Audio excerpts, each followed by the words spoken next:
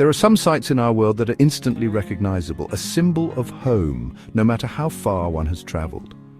For countless millions, that symbol is the gentle, glowing curve of the Golden Arches.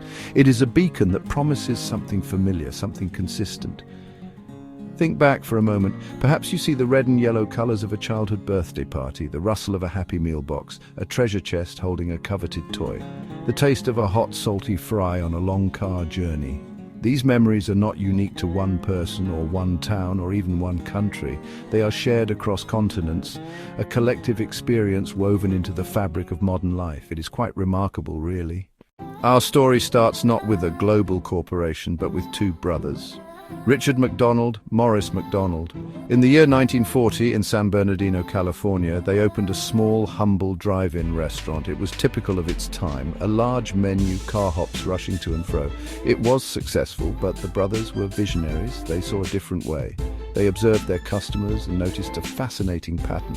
The vast majority of their sales came from just a few items: hamburgers, cheeseburgers, French fries, milkshakes. This observation sparked a revolution. A quiet yet profound change in how food could be served. In 1948, they took a bold step. They closed their popular drive-in for several months. When it reopened, it was transformed. The menu was slashed to just 9 items. The car hops were gone. In their place was a self-service counter. But the most brilliant innovation happened behind that counter. The brothers had redesigned the kitchen. They called it the Speedy Service System. It was an assembly line for hamburgers. Each worker had a specific, repetitive task. One grilled the patties, another toasted the buns, a third added the condiments. This system was designed for one thing: speed, and it worked magnificently. A hamburger cost just 15 cents. This combination of speed, low cost, and consistent quality was unheard of. In 1954, a 52-year-old salesman named Ray Kroc visited a small but highly efficient hamburger stand in California. Run by the McDonald brothers, Kroc was so impressed by their speedy service system, he saw its potential immediately. The next year, he opened his first franchise McDonald's in Des Plaines, Illinois. This restaurant, now a museum, became the blueprint. Kroc was obsessed with a simple mantra: quality, service, and cleanliness. This wasn't just a slogan, it was the bedrock of his business philosophy. He knew that absolute consistency was the key to earning customer trust and loyalty. He established strict standards for every franchisee, codifying them in a detailed operations manual.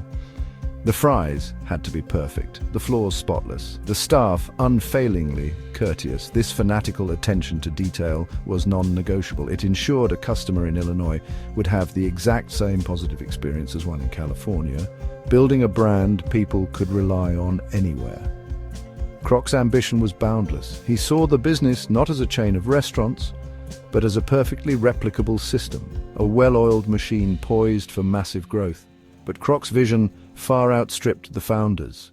Frustrated by their reluctance to expand, he bought the company outright from the McDonald brothers in 1961 for $2.7 million. He was buying an idea poised to conquer the world.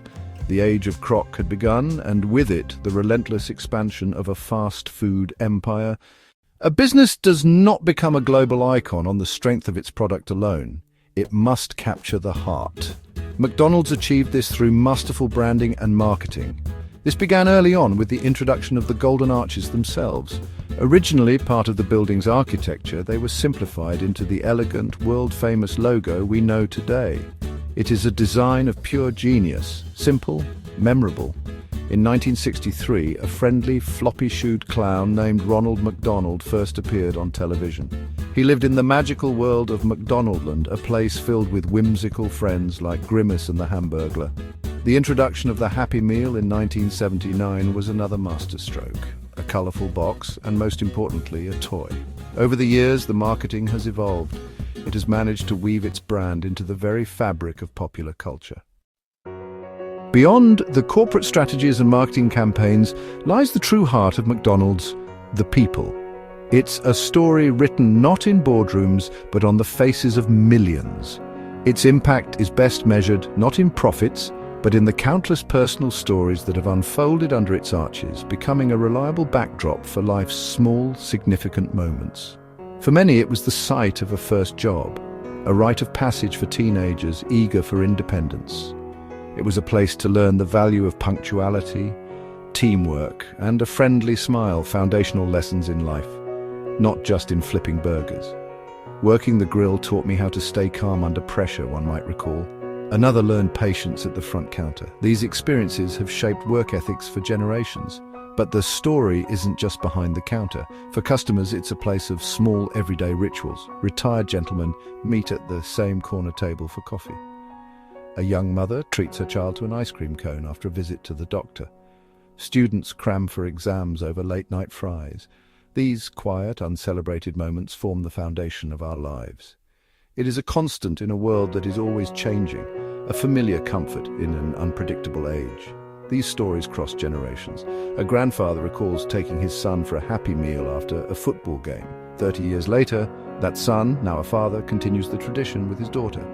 It's a shared memory, a simple tradition passed down. There is a powerful nostalgia at play. It's the taste of childhood, a simple joy that gives the Golden Arches their true, enduring shine. As we look back on this incredible journey from a single roadside stand to a global behemoth, it's clear McDonald's has become far more than a fast food chain.